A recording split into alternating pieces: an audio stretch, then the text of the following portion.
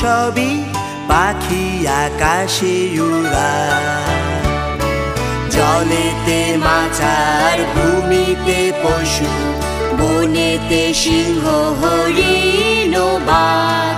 সুন্দর সব গাছ, সুন্দর সব ফুল, সবকিছু নিজ হাতে তৈরি করে।